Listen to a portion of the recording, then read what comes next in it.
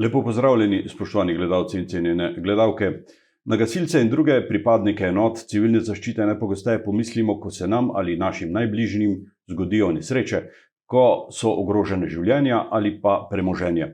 V naših krajih nimamo poklicnih gasilskih enot in zato predstavljajo prostovoljna gasilska društva hrbtenico sistema za zaščito in reševanje. V našem studiu pozdravljam Borisa Peternelja, poveljnika Gasilske zveze Idrija. Dobrodošli. Pozdravljeni. Povejte nam, gospod Peternelj, zakaj pravzaprav govorimo, da so gasilci hrbtenica sistema varnosti in zaščite?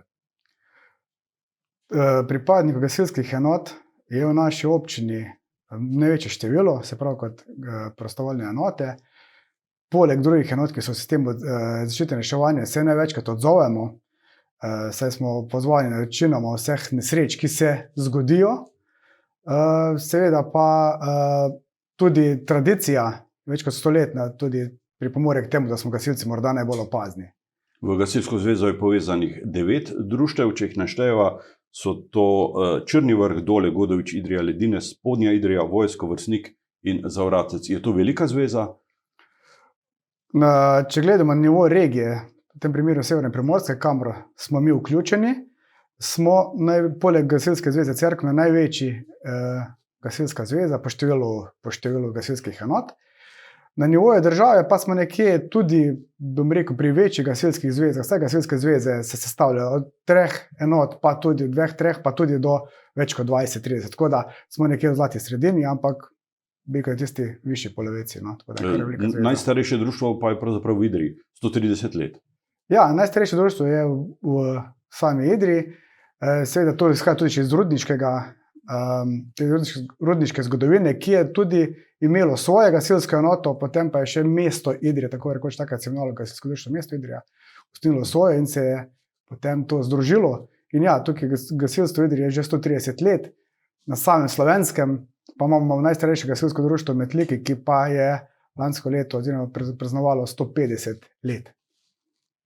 Gasilci ste tudi kategorizirani v različne nivoje in skupine. V Idriji je enota z najvišjo kategorijo, med prostovoljci. Ja, med prostovoljci. Seveda, gasilsko društvo smo razdeljeni, bomo rekli, v več kategorij. Med prostovoljnimi to sega nekje 5 kategorij, 4-5 kategorij.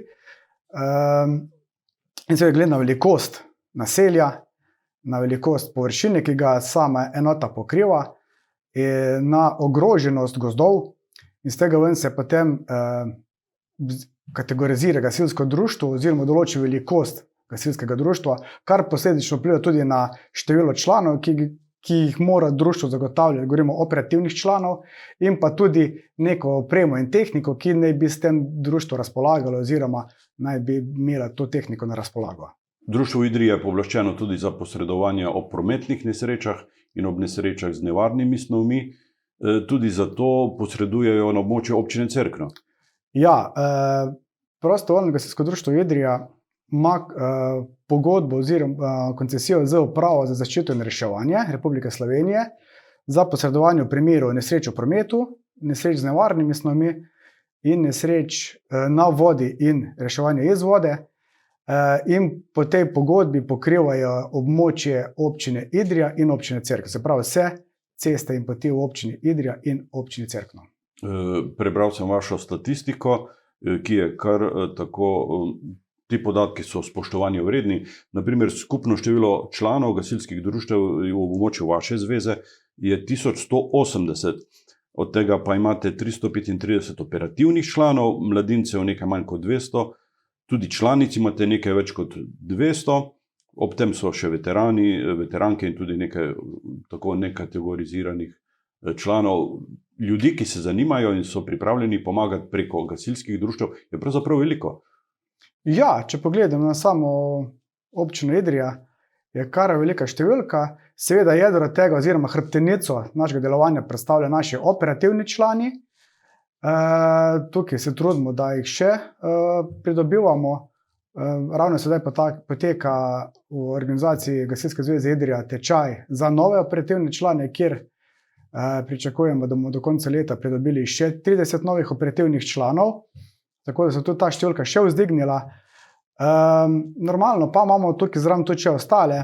Govorimo tukaj o mladini, ki so naša prihodnost, na katere moramo delati in za bodoče brez mladine seveda obstoja tudi gasilstvo ne bo več. Tako da tukaj na pomemben element so naše mladina, ki govorimo od 7. leta pa nekje do 16. ko gre za gasilske pripravnike in se počasi že uvajajo v operativno delo gasilskih enot.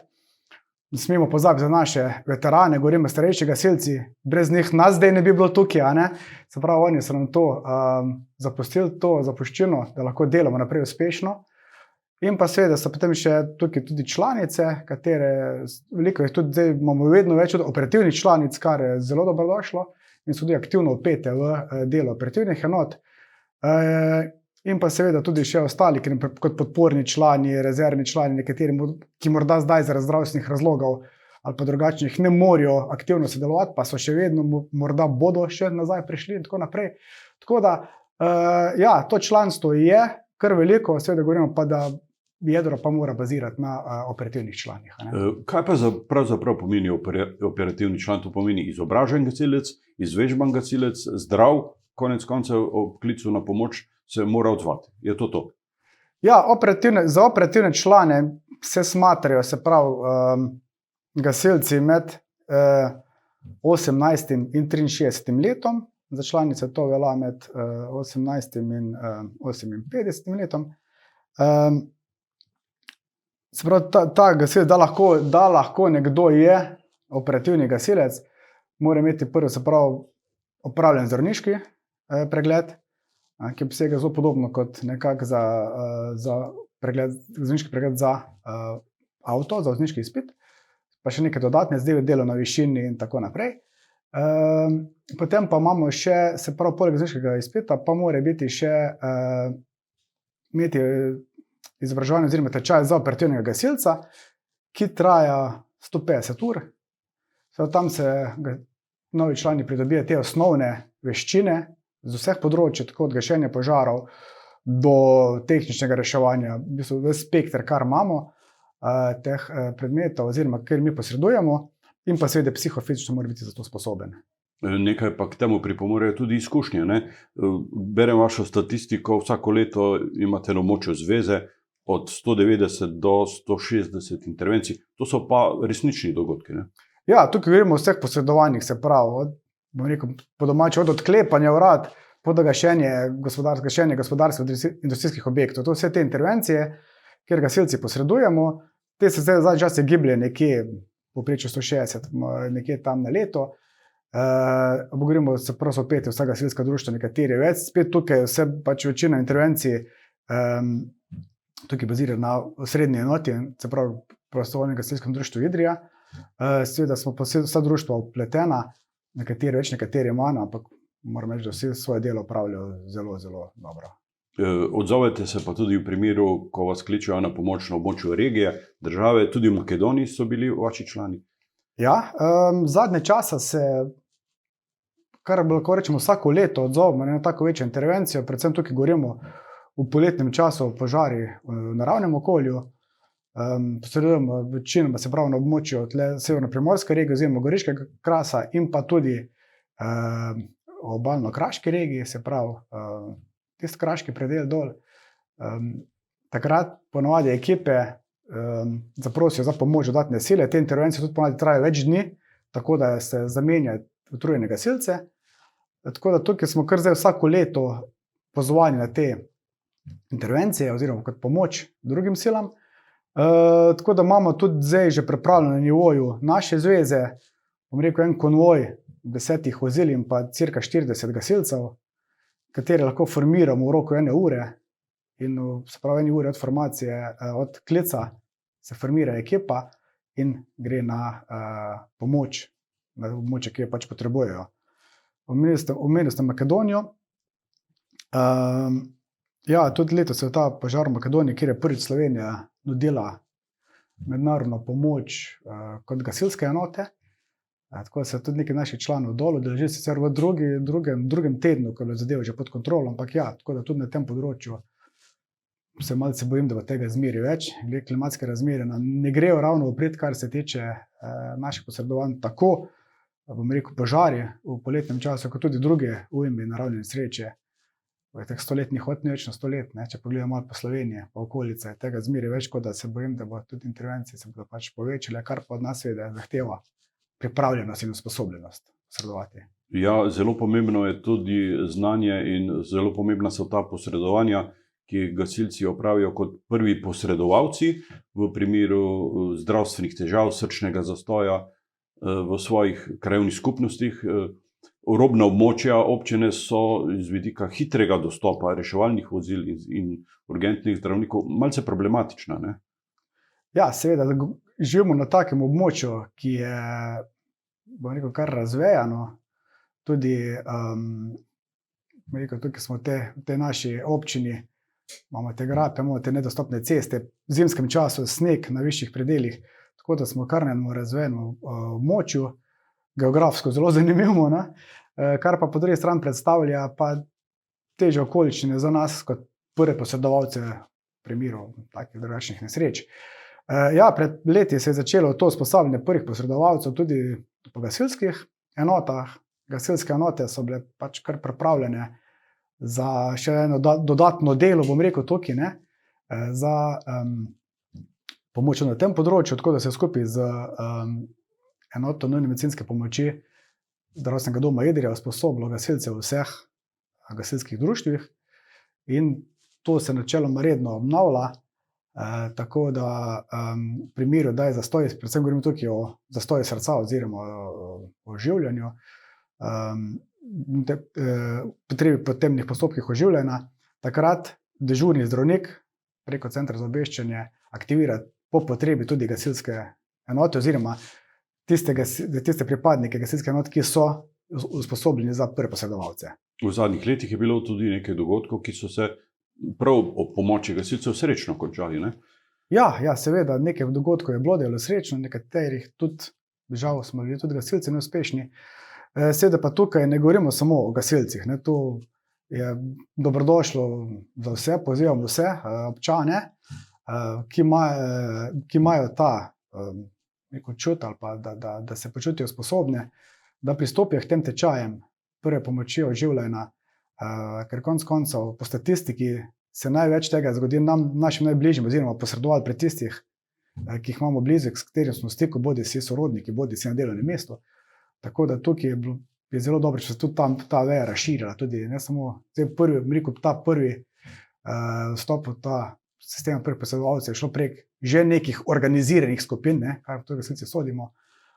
Je pa to, jaz mislim, z moje strani dober apel, da pozovemo vse občane, da se pridružijo tem tečajem, ki jih kar izvajajo ekipe in Rdečega križa in nujne medicinske pomoči, in da se poskusijo vsi čim bolj, da vsaj poskusijo s tem, da vedeli, da lahko pomagajo svojim bližnjim.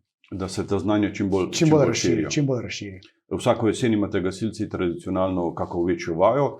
Pred dnevi ste se v skupni vaji združili idrijski in cerkljanski gasilci. Nam lahko kaj poveste o tej vaji? Ja, na naši zvezi že zadnjih 10 let.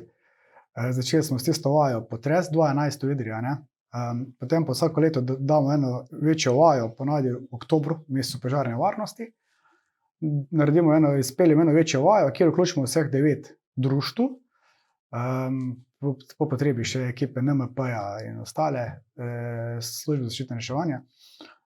In letos smo pač vajo poskusili še malce razširiti in so skupaj s poveljnikom Severne primorske regije, Stankom Močnikom, ki je predsednik Gasilske zveze Cerkno, sva načrtovala vajo in izvedla vajo, se pravi,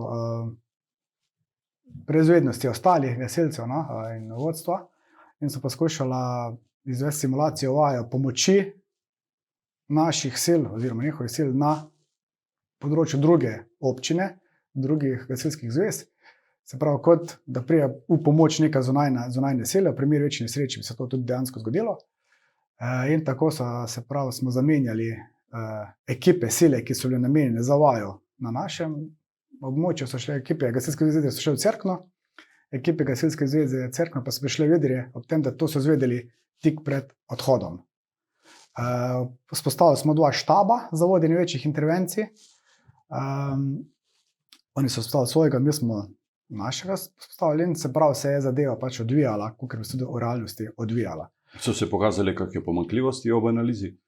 Seveda pokaže neke pomanjkljivosti. Bom rekel, če bi prišlo danes ali pa zdaj do take zadeve v realni situaciji, smo dokazali, da smo sposobni to izpeljati, da tudi ostale službe, civilna zaščita, predvsem tukaj mislim, imamo support, lahko se zanesemo na njih, da bo zadeva dobro tekla, in smo pokazali, da imamo vodstveni kader za vodenje takih intervencij, pa tudi ekipe na terenu so se zelo dobro skazali. Moram pohvaliti tudi jaz kot z našega terena, cerkljanske ekipe so zelo dobro delale, in tudi, kar smo govorili, so tudi naše ekipe opravljale svoje delo dobro dol. Seveda, vedno pa iščemo še možnost za napredek, za nadgrajevanje našega znanja in usposobljenosti, tako da to pa mora biti osnova teh vaj. Povejva še kaj o vaši tehnični opremljenosti, o vozilih. Ta vozila so načeloma zelo draga, vendar nujna za uspešno posredovanje. Ja, lahko rečem, da smo na nivoju Gasilske zveze Idrije dobro opremljeni, se pravi, vsa društva razpolagajo z vozilom z vodo, kar je neka osnovna zadeva za uspešno posredovanje, kar se tiče opreme. Smo tudi uvedli en sistem na območju Gasilske zveze Idrije, da smo prišli do neke, mi pravimo temu, rotacija gasilskih vozil. Tukaj govorim predvsem o težjih gasilskih vozilih, se pravi gasilski tovornjaki, laično povedano. Taka vozila stanejo tudi 250.000 evrov ali več, in seveda, da bi lahko vsem to zagotovili, je kar malce utopično. Zato smo pričeli z menjavo gasilskih vozil med društvi. To pomeni to, da manjša društva ne bi bila, ko so prej omenila kategorizacijo gasilskih društv, manjša društva, ki so predvsem na podeželju, po tisti kategorizaciji ne bi bilo upravičena do večjih vozil z vodo, ki pa so neka osnovna za uspešno posredovanje, predvsem pri požarih. Smo pričeli z rotacijo gasilskih vozil, to pomeni, da nekje po 10 letih, ko se vozilo uporablja v enota višje kategorije, predvsem govorimo o srednji enoti PGD Idrija, ki ima opravi večino intervencij, takrat nekje po cirka 10 letih vozilo pridobi Gasilsko društvo Idrija novo vozilo, to vozilo pa gre v društvo nižje kategorije. Se pravi, s tem imamo dva društva, ki imata primerno vozilo z vodo, vozilo tudi še ni, bi rekel, iztrošeno ali uničeno, je še več kot dobrem stanju, oziroma v zelo dobrem stanju še ponavadi. Tako da smo začeli s tem kroženjem vozil, tako da zdaj lahko rečem, da v zadnjih 5 letih, poleg tega, da smo še nekaj rabljenih vozil, sicer nekje do 10 let govorimo, se pravi starosti, kupili s pomočjo tudi samih gasilskih društv, ki so kar velik teh stresov prispevala zraven, smo se zdaj opremili vsa gasilska društva, da imajo vozilo z vodo, se pravi lahko uspešno posredujejo. Moram pa tukaj še omeniti, da brez posluha občine, že prejšnjega župana gospoda Severja in zdajšnjega gospoda Vensa, to ne bi bilo mogoče. In tukaj moram reči, da občina ima velik posluh za naše delovanje, vse kar se tiče tehnike gasilske. Ja, poveva še to, da lahko vsak občan ob napovedi svoje dohodnine 0,5% svoje dohodnine nameni lokalnemu gasilskemu društvu, če podpiše neko preprosto izjavo. Ja, ta preprosta izjava lahko se dobi na internetu ali pa tudi v lokalnih gasilskih društvih, in takrat lahko vsak občan nameni 0,5% svoje dohodnine, ki bi drugače šla v državni proračun. Tukaj pa donirajo, jaz bi rekel, tukaj vsem tem prostovoljnim organizacijam, ki so na nekem seznamu, ki ga določi država, in gasilska društva smo na tem seznamu. Boris Petanel, poveljnik Gasilske zveze Idrija, čestitke ob uspešno opravljeni vaji, čestitke vsem vašim gasilcem in zahvala za prostovoljstvo in napore, ki jih vsak dan vlagate v vašo dejavnost. Hvala za ta obisk in hvala za ta pogovor. Hvala lepa vam za povabilo in hvala vsem, ki podpirajo naše delo. Vam, spoštovane gledalke in gledalci, pa hvala za pozornost.